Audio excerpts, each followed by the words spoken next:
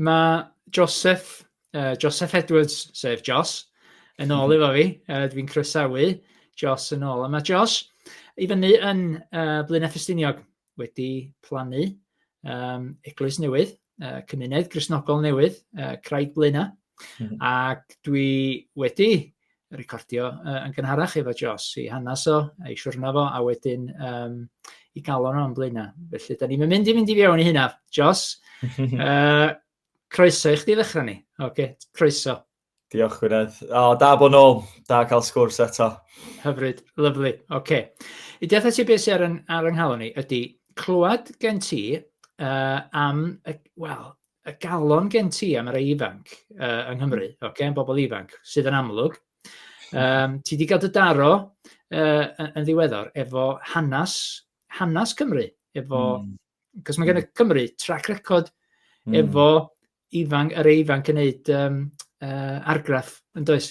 So dwi eisiau clywed rywfaint am hynna. Ac beth am i ni ddechrau fan'na? I ni gael clywed gen ti yr track record yma gen y Gymru o mae Duw yn defnyddio pobl ifanc i wneud argraff. Ni di dechrau fan'na fan ni? Na i wneud, Gwynedd. Wel, nes i studio hanes yn y brifysgol. Ges i chydig o gyfle yn fanna i dechrau tyllu fewn i'n hanes ni, ond go iawn, dwi'n aml yn dweud, mae chwarae rygbi o'n i'n brifysgol a neu chydig o hanes ar yr ochr, dyna oedd y broblem. Mae'r awydd na i ddysgu ac i ddeall mwy di dod chydig hwyrach yn fy mywyd. Ond, Gwynedd, na go iawn, dwi'n cocio bod yn expert o gwbl, ond dwi wedi'n harad, dwi'n rhan o yr tîm Cant i Gymru sydd yn gweithio hefo yr cenedlaeth dan 25 yna, ges i'r fraint o fod yn rhan o trefnu diwrnod, a ni alw fo'r gymanfa, The Gathering, pobl yn dod ar hyd a ledled Cymru at ei gilydd i hirwain am diwrnod i weddio a cael ein ysbrydoli ar gyfer gweld Dyw'n symud yn ein glad eto. Ti fraint? Ti fraint? I chdi? Ti fraint? Oedd awesome, Gwynedd. Ond na, dros 60 o bobl ifanc, di dod ato ni. So, pobl ifanc o dan 50? Dan 50. Swn i'n deud yr rhan fwyaf dan 11, really. Wow. So, o'na cut-off oedd o 50? 50 oedd. Pwy oedd y bouncers? Oedd ni'n rhoi pobl wrth y drws, na. Dwi'n ffitio yn y categori yna ddim mwy yn anffodus, so dwi'n hefyd yn hen, ond oedd yn arbennig. A jyst i wneud o yn hirwain hefyd, mae ffrindiau da yn ni, mae Alice a Wad di bod ar yr podcast efo chi do, a mae ganddyn nhw calon enfawr dros gweld gwaith newydd yn digwydd yn hirwain. A so ar ni ddeud iawn, da ni'n gwneud pwynt o denu pobl ifanc ar hyd Cymru i hirwain, ddim i'r Caerdydd neu'r Abertawe neu y Bangors of this world, the big cities, ond brilliant. I hirwain y lle yma o angen cymdeithasol, economaidd ag ysbrydol, ac i'n dweud, da ni isio mynd fama, achos y llefydd yma, da ni isio gweld yr cenhedlaeth newydd yma o dan 25 yn dweud, fe na i fynd, oherwydd mae Iesu'n galw ni fynd. So dyna lle ni ddechrau, ni wario'r diwrnod yn sbio ar y comisiwn mawr, a ges i just yr bit yna, felly ewch, therefore go. A so ni'n meddwl, wel, gawn ni sbio ar hanes ni fel Cymru o bobl ifanc, arweinwyr ifanc sydd wedi cymryd geiriau Iesu o ddifri'n bod o'n deud, mae pob awdurdod yn y nefoedd ar y ddear di rhoi iddo fi, ac felly ewch i'r cenhedloedd. Come on. So, 4 ffigwr nath sefyll allan iddo fi. Na i roi whistle-stop tour overview ohonyn nhw iddo chi, Gwynedd. Gret, dos. Tynnu chydig o'r air allan a'i bwyta nhw. Yn gynta, a dwi'n gwybod ydych chi wedi cael sgwrs amdan yr boi yma yn barod, ond Robert Jermaine Thomas aeth allan i Corea. Dwi'n gwybod ydych chi sgwrsio efo Joel Morris o Union, a Joel wneud job gwych o deud i'w stori, felly na i'm deud gormod, ond beth nes i gael haron darllen amdan y boi yma oedd yn gynta. dyn o rhaeadr oedd o, yn ymhywys. Mae lot o'n ni'n gyfarwydd ar rhaeadr, mainly achos da ni'n trafeilio yn wedi o'r gogledd i'r de ar hyd yr A470. A da ni'n cyrraedd y tref yma, lle unai ti'n gofod stopio am toilet. Ond ti'n gorfod talu, wan? Ti'n gorfod talu am y toilet? Oh my gosh. Anyway, stori arall di hynna. Hynna, ti'n stopio am chippy, neu ti'n ffeindio dy hun yn y junction yna, lle sa neb yn siŵr pa right away pwy ydi o. So dyna di rhaeadr, a ddim i nocio rhaeadr o gwbl, ond just i sylweddoli fel, mae'r tre bach, as in, i'r byd, wyna thebyg insignificant, ond eto yn fanna, dyma Duw yn codi dyn i fyny. Gafodd ei ddilynamadig yn ei dad, oedd yn di profi rhai o'r diwygiadau cynnar methodistaidd yna. A nath o sylweddoli yna fod, oes da ddim galwad mwy na'r galwad yna o dilyn antur y Mae Iesu'n gwahodd ni gyd i yn deu o wneud disgyblion o'r cenhedloedd. So be nath o i Llundain, nath o studio yn yr Coleg Beibl yn fanna, a gafodd ei dylanwadu gan ffrindiau efo 2 ffrind yn y coleg oedd di deud bod nhw'n mynd i fynd allan i China fel cenhadon. So yn 1863, big year i Robert Jermaine Thomas, nath o graddio, nath o priodi, gafodd o'i ordeinio, a wedyn gafodd o i anfon allan, nath o hwylio i China gyd yn yr flwyddyn yna. So just talk about significant moments, so hwnna dipyn o flwyddyn iddo fo. Ond wedyn cael yn haro'n clywed i stori o fewn, oedd o wedi bod allan am dim ond 3 mis, a dyma'i raigo yn marw allan yn y maes cenhadol. A so mae'n cael ei lethu gan just yr colled yma i raigo mor sydyn. Ond mae Duw yn gweithio mhob dim yn dydi, a trwy hynna, dyma fo yn symud i leoliad tuag at lle oedd y porthladd oedd yn mynd allan i Korea. Ac yn y dinas yma, Chef Food, dyma fo'n cyfarfod â Gristnogion o Korea, oedd di gofod ffoi o'r wlad. Oedd yna 8,000 o Gristnogion newydd i'w masacrio allan yn y wlad. A mae'n clywed i stori nhw, a mae Duw yn cynna tân yn ei galon, bod o'n clywed amdan y perig oedd yna, oedd o'n gwybod bod rhaid iddo fo fynd. So mae'n gwario 2 mlynedd yn smyglo Beibla, yn teithio ar gwch nôl ag ymlaen o China i Korea i brigethu'r Efengil.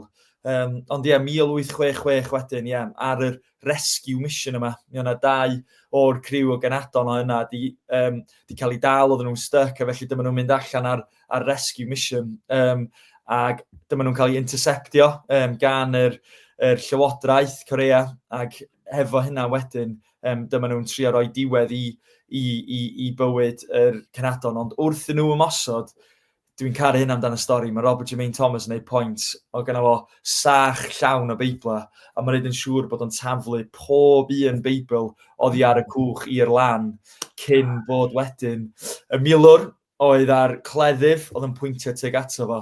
Dyma fo'n neud yn siŵr wedyn fod o'n rhoi'r Beibl i'r dyn nath ultimately wedyn i'w ladd o.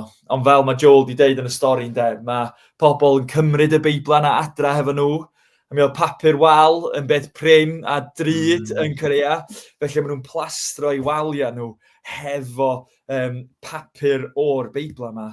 Ond wedyn, da ni'n gwybod yn y Gwynedd, mae gair Duw yn rymus. A wrth i bobl edrych ar ei waliau a dechrau darllen y geiriau yma, mae pobl yn dod i ffydd, a mae diwygiad yn torri allan yn Korea. Ond beth sy'n taro fi amdano hynna ydy, 26 oed oedd o'n marw, 23 oed yn mynd allan i Korea, dyn ifanc yn barod i roi'r cyfan dros yr Arglwydd. A hyd heddiw yma, da ni bellach rŵan, ni fama'n blaen o ffestiniog Craig blaen o pob mis, dwi'n anfon pwyntiau gweddi i eglwys Sarang yn de Korea, a mae gen nhw 24/7 prayer room yn intercedio dros dy ni yma ymlaen â Ffestiniog, dros eglwysi ledled Cymru. A ges i llun diwrnod y blaen o'r prayer room yna. a ti'n gweld maen nhw wedi rhoi lluniau fyny o'r eglwysi yma, hefo'r enw a'r lleoliad a disgrifiad, ac o'n i jyst yn rhyfeddu, o'n i fel, dyma ni yn blaenau bach fel ydyn ni, ond eto mae ganddyn ni Gristnogion ochr arall y byd yn Corea yn gweddio droston ni, oherwydd bod yr dyn ifanc yma, Robert Jermaine Thomas, di bod yn barod, di bod yn ifydd, a di bod yn barod i roi'r cyfan mwyn mynd i'r cenedloedd. Cos yna di'r peth, ynddo, bod yn ifydd nath o. O gyda fo ddim syniad, ddim cliw o gwbl yr ffrwyth oedd yn mynd i ddod. A ti'n sôn am y ffrwyth rŵan. Mae'r eglwys yn Corea rŵan yn gweddio dros chi ac eraill drwy Cymru. O gyda fo ddim syniad o'r ffrwyth. A ti'n bo, bydd yna wen ar rywun af yn bydd? Hei? Bydd. Mae'n gweld. Mae o'n yr cwmwl na'n dydi, y great cloud of witnesses, fel maen nhw'n deud, y tystyn yna sy'n just o'r nefoedd yn edrych ymlaen, a jyst yn chirio ni ymlaen. Anhygoel. Dwi isio clywed rywfaint gen ti am Rosina Davies hefyd. Cos mae hi'n un arall yn dydi? Ddodd fyny eto, I'm not the expert. Jonathan Thomas sydd wedi bod ar yr podcast hefyd Gwrandewch fod yr expert. Mae gen fo sgwrs ar YouTube am ei bywyd hi. So, check it out. Peidiwch a gwrando arno fi, I'm no expert. Ond eto, just cael yn haro gan ei stori hi. Merch ifanc oedd ar dan dros y Arglwydd. Mi oedd hi'n 14 oed pan aeth hi allan i ddechrau efengylu i'r pobl oedd yn gweithio'r dynion oedd yn gweithio lawr y pyllau glo. So merch o Herbert oedd Rosina Davies. So eto, ddim yr canolfan diwylliannol mawr, y rhaeadr Herbert. Da ni'n gweld patrwm chydig bach yn emergio fama dyda. Mae Duw yn galw pobl o'r lefydd bychain yma hefo galwadau pwrpas mawr ar ei bywydau nhw. A mi oedd ganddi llais anhygoel Gwynedd, so be oedd hi'n neud oedd hi'n cynnal gwasanaethau lle pobl yn dod i glywed hi'n canu, sa'n darllen o'r gair a wedyn yn rhannu'r efengyl. Dwi'n caru hyn yn y stori, mae General Booth, so William Booth a'i wraig nath ddechrau yr Salvation Army. Mae o mor impressed efo pan ar nhw ymweld a Cymru a'r cymoedd. Bod o'n nath o wahoddi y merch ifanc yma o Gymru i ddod i weithio hefo fo draw yn Llundain. Ond mae hi'n troi fel awr, achos mae'n troi fel awr, achos bod ei chalon ni yn set ar Gymru, yn gwybod na, mae Duw wedi galw fi fama i fod, dwylo a traed Iesu yn y cymoedd. A felly, pan mi oedd hi'n 14, wedyn 15, mae'n bydyddio 40 o bobl, dwi'n caru hyn, 40 o ddynion di dod i ffydd trwy Rosina Davies. A'r problem oedd, beth oedd yn controversial oedd, mi oedd hi'n cynnal gwasanaeth bedydd, a doedd hi hun heb di cael ei bydyddio. So dyna oedd y big controversy amdani. Dwi'n cofio JT yn deud yn yr lecture yn y darlith yma, bod hi wedi disgyn fewn i'r afon ar y ffordd i fydyddio yr pobl yma.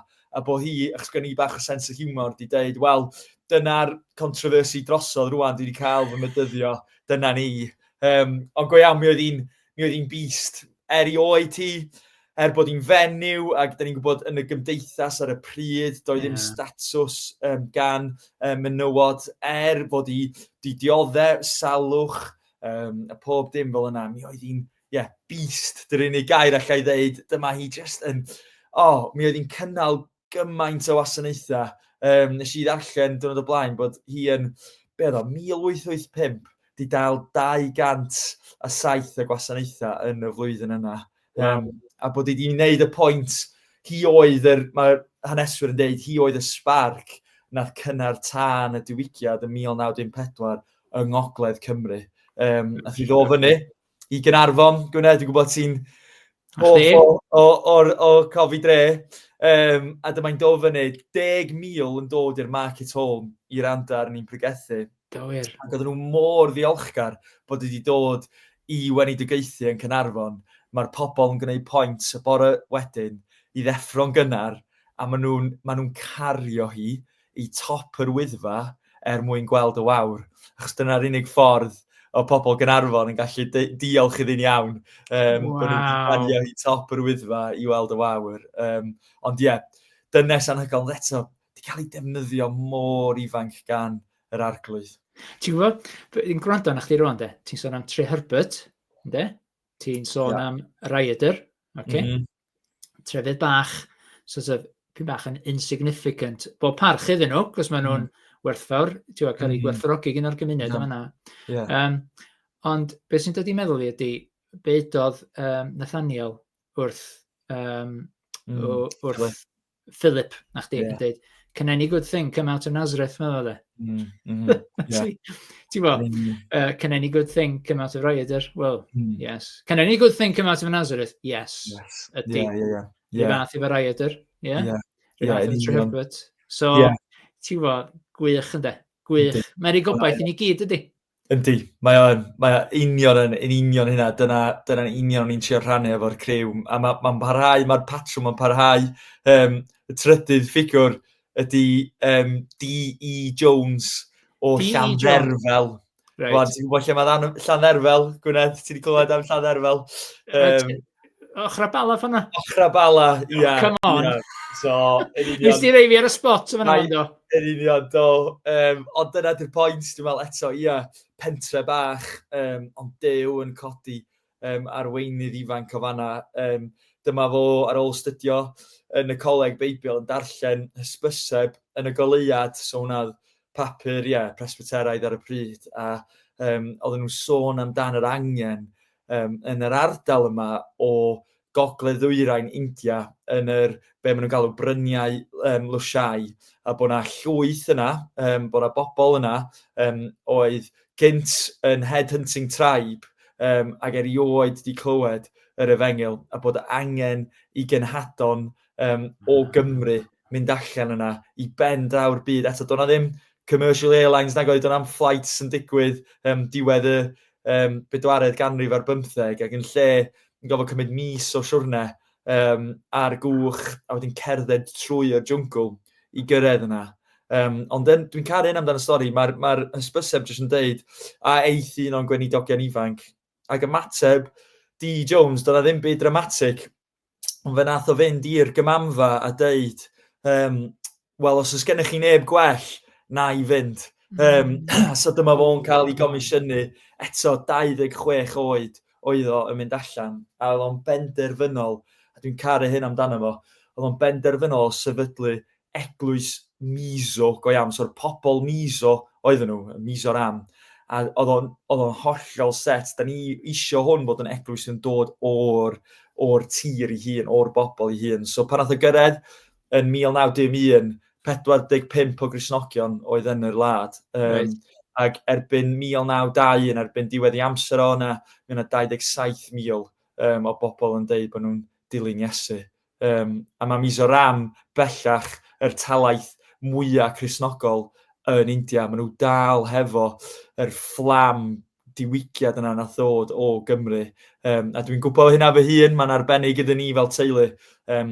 Gafodd fy hen nain a'n hen taid o ddau ochr o teulu dad i'w anfon allan yna fel cynadon. So David a Muriel Edwards, dyma nhw'n cael plentyn allan yna, o'r enw David Roes Edwards, dyna enw fy nhaid.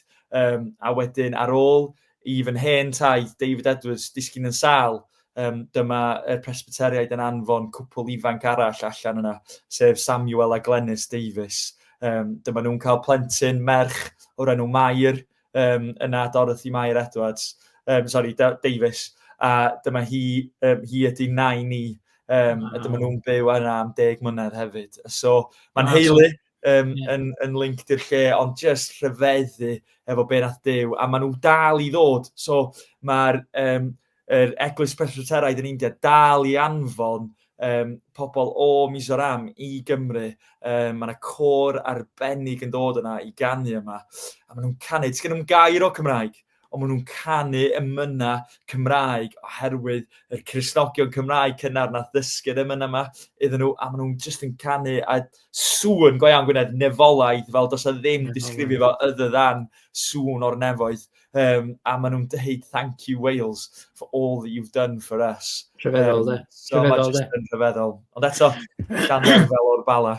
Gwranda, dwi'n gwybod mae yna un arall a swn ni wrth y modd clywed am Anne Griffiths, okay? Ond be dwi'n mynd i wneud ydy, dwi'n mynd i, cos da ni'n mynd i wneud yr cyfweliad yma yn y Saesneg hefyd. Okay? Ie. So be dwi'n mynd i wneud ydy, dwi'n mynd i ofyn i ti rannu mwy am Anne Griffiths, sydd yn, ti'n bod, mae'r enw yn enwog drwy Gymru efo sgwennu am yna ac yn y blaen. Felly, dwi am ofyn i ti i hitio'r pause button efo Anne Griffiths ac yn ei glywed mwy amdani hi pe da ni'n neud y cyfweliad yn Saesneg. Di hynna'n iawn? Gret. Cos dwi eisiau clywed be mae Duw yn neud ar y funud yng Nghymru ymhlith yr ifanc. Be ti'n weld o'n neud? Sut mae pethau'n datblygu? Wel, dwi'n cymryd lot o anogaeth o'r diwrnod yna ni gael yn Hirwaun. Y fod ni wedi gwneud pwynt, dwi'n cofio ni'n trafod fel tîm, a fysa fo'n haws i ni wneud o mewn dinas fatha Caerdydd neu Abertawe, lle mae trafnidiaeth haws, mae'n haws i gael yna, pob dim fel yna. Ond wedyn dyma ni'n dweud, na, da ni isio pobl gwneud yr ymdrech i ddod yna, os da ni eisiau'r pobl sydd yn yr ystafell fod yn sychedu, fod yn dyheu i weld Duw, o ddifri amdan gweld Duw yn symud yn ein gwlad ni eto.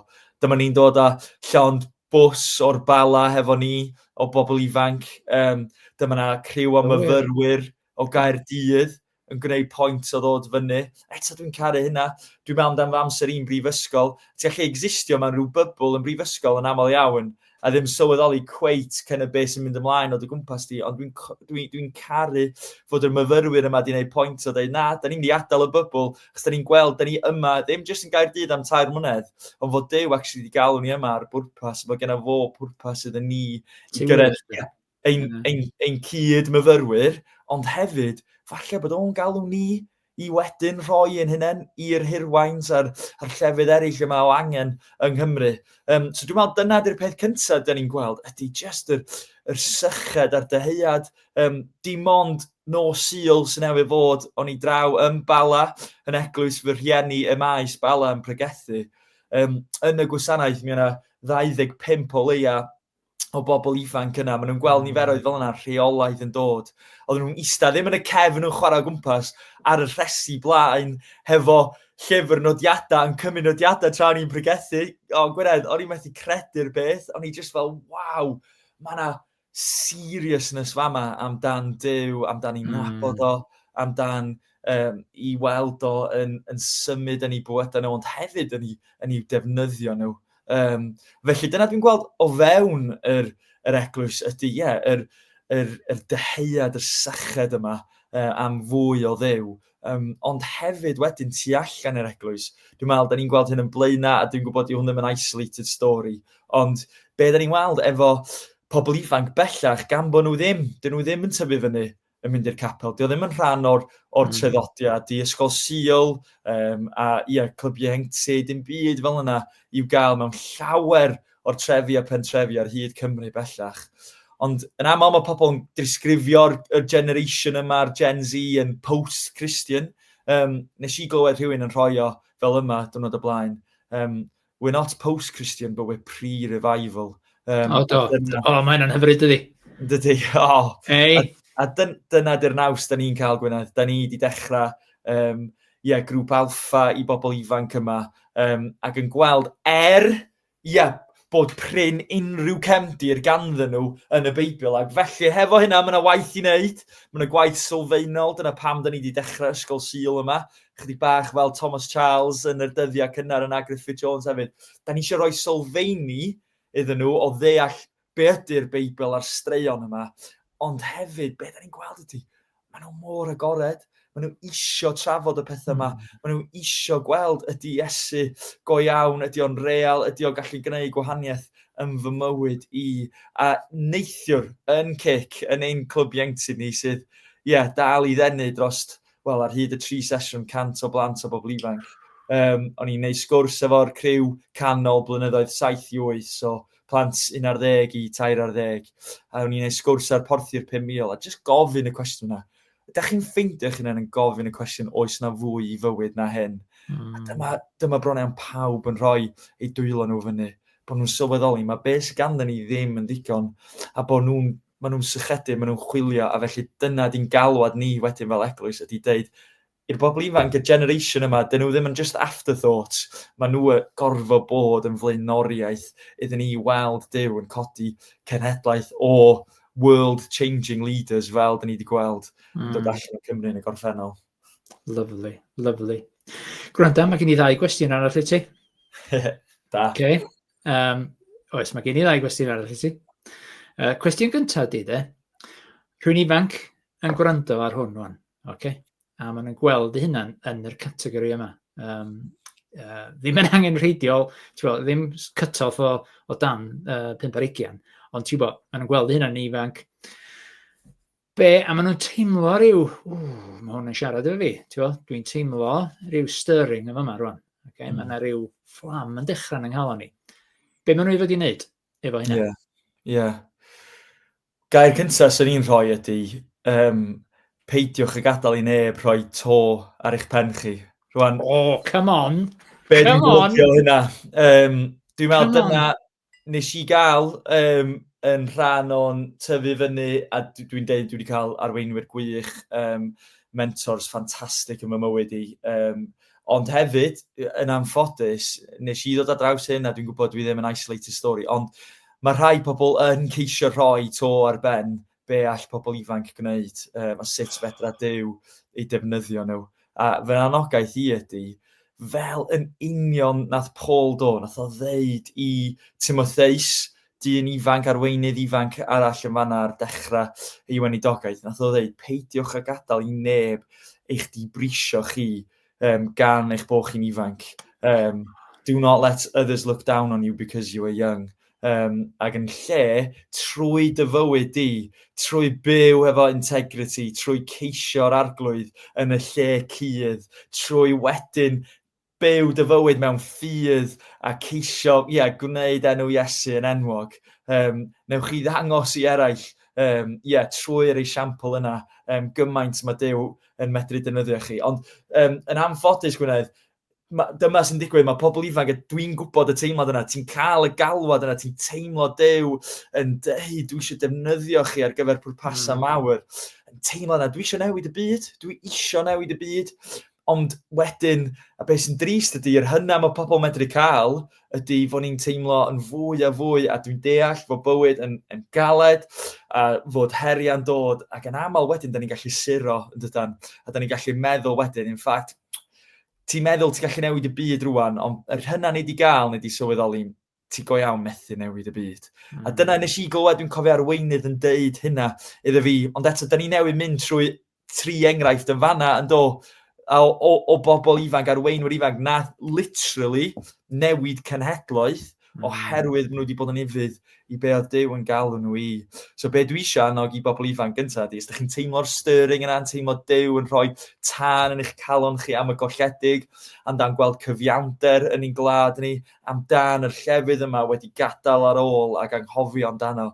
So ni'n deud, peidiwch y gadael i neb rhoi to ar eich pen chi. Torwch trwy'r to yna, trwy eich esiampl, trwy ceisio'r arglwydd yn y lle cudd, a trwy byw mewn ffydd. A newch chi ffeindio yn fuan iawn fod yr to yna'n dod yn llawer iddo chi, that others' ceilings would become your floor. A so dyna sy'n ni'n deud i ddechrau ffwrdd efo. Yr shameless plug o'n i'n rhoi oedd a dilyn Canti Gymru hefyd yn hyn, achos mae'r daith dan 25 mond yn dechrau rŵan, bod chi'n cysylltu hefo ni, achos da ni eisiau mynd, dyna da ni fel tîm yn siarad amdan, da ni eisiau gwneud one-off events fel yn Hirwain, a dyna ni, flash in the pan, da ni eisiau mynd ar daith hefo chi, efo pobl ifanc Cymru.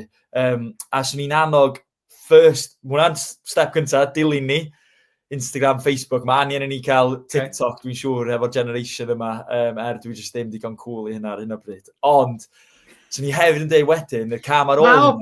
Pa obaith sydd i gweddill yna ni felly, Jos, os ti ddim digon cool.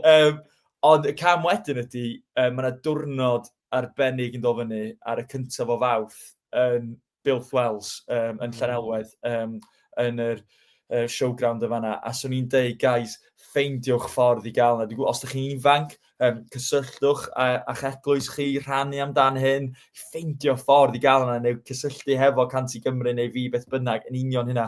Da ni eisiau gweld lle yn orlawn, mae'n mynd i fod, mae yna 1,000 o seti yn barod i'w llenwi, a da ni eisiau canran rhyfeddol o bobl ifanc fod yn llenwi y seti yna. Mae'n mynd i fod yn diwrnod, arbennig iawn, a sy'n ni'n dweud, we gotta have, mae'r criw 25 na yn allweddol i hynna.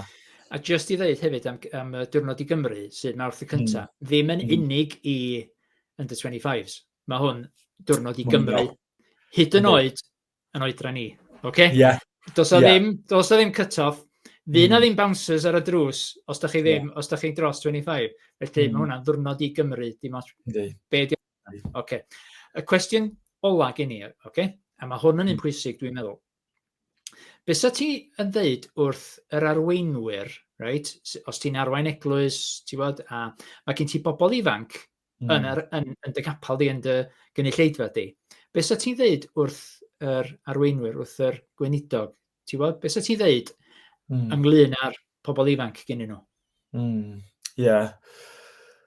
Swn i'n deud, yn gyntaf, fod buddsoddi yn amlwg yn gorfod bod yn blaenoriaeth. Ac yn anffodus, mae lot o'r cenedlaethau iau, gwaith plant, dwi'n sôn am a pobl ifanc, just yn afterthought pan mae'n dod i... A dwi'n deall a cyd-ymdeimlo yn fawr gan fy mod i bellach yn rhan o plannu eglwys ac yn deall yr heriau'r demand sydd ar arweinwyr eglwysi, ond swn i'n deud mae angen blaenoriaethu. Os da ni'n gweld hyn yn yr cenedlaeth ifanc, yr deheuad yma i gael ei defnyddio i fod o ddifri amdan nabod Duw, a wedyn y rhai tu allan i'r capel yn agored, yn ysbrydol. Mae rhaid iddyn ni wneud blaenoriaeth o gyntaf codi a gwneud disgyblion oddi fewn, a dyna dwi'n gweld yn Coleg y Bala, dyna dwi'n gweld yn y maes yn y Bala, mae'n rhieni, ac eto, ddim jyst achos maen nhw'n rhieni fi bod fi'n biased, ond dwi wedi gweld trwy'r blynyddoedd maen nhw wedi bod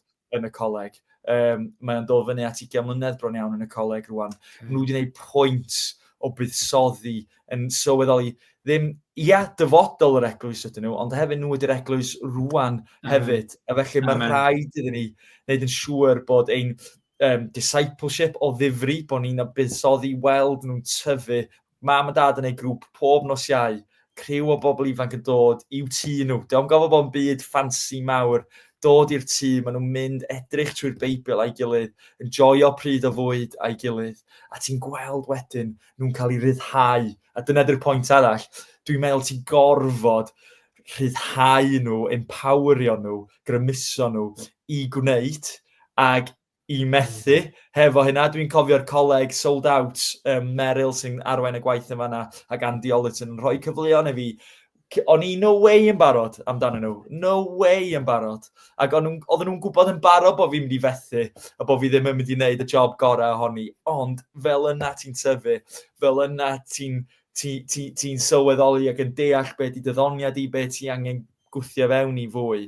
Ond ti angen y cyfleon yna i wneud yna. Ac yn aml iawn fel arweinwyr, a dwi'n gwybod fy hun, da ni eisiau rheoli pob dim. A mae'n bwysig cael rhywfaint o reolaeth ar stwff ar y gwasanaeth, ond hefyd mae angen gadael fynd a gadael i eraill rhedeg hefo pethau.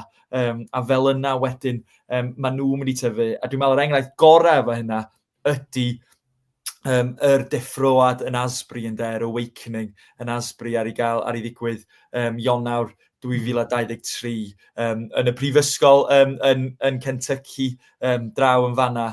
A Asbury, lle bach eto ddim byd significant amdani, ond dyma nhw'n gweld non-stop, allan o totally ordinary gwasanaeth iawn, dim byd special o gwbl ohoni, ond ar ôl y gwasanaeth mae 16 o bobl ifanc jyst yn aros yna, bod presenoldeb Duw jyst i disgyn, a ber i ddod o hynna wedyn oedd pythefnos cyfan wedyn o continuous non-stop gweddi a mawl. Ond dyn ni'n meddwl, waw, mae hwnna'n arbennig, ond be oedd yn significant amdan Asbury ond gynta, y pobl ifanc oedd yn arwain o, so mi oedd o'n tywalliad o'r pobl ifanc i'r pobl ifanc, ond hefyd, tu ôl y scenes, am flynyddoedd cynt, mi oedd yna arweinwyr hun di bod ar ei gliniau mewn i dacre yn gweddio ar Dduw i tywall i ysbryd lawr. Ddim nhw oedd fyny'r ffrynt, ddim nhw oedd yn arwain, ond nhw oedd wedi bod yn pledio ac yn gofyn i Dduw i tywall i ysbryd, a wedyn nhw oedd yn stiwardio. Ddim nhw oedd yn neud y siarad am byd fel yna, nhw oedd yn rhyddhau y pobl ifanc, yn gofalu amdan be oedd yn mynd ymlaen.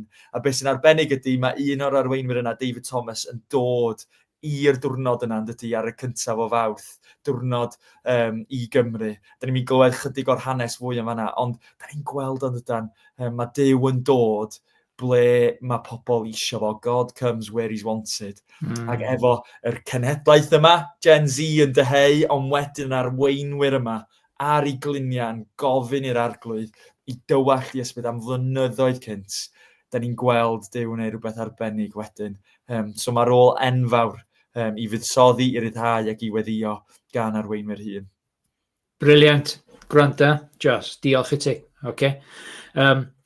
I rywun sydd wedi dod i di gwrando ar hwn i gyd, mae Jos a fi yn mynd i recordio hwn yn y Saesneg. Peidiwch a meddwl, dwi wedi glwad dwi'n mynd i wrando ar y Saesneg. A ddim plug ydy hwnna, ond just, ti'n dod â gledd bob tro, Jos, a dwi'n ddiolchgar i chdi, ac dwi yn edrych ymlaen i recordio yr un Saesneg sydd ar ôl hwn i ddweud y gwir. Ond am rŵan, diolch yn fawr i ti. Oce, foi? Diolch, Gwynedd. Oce, ta-ra.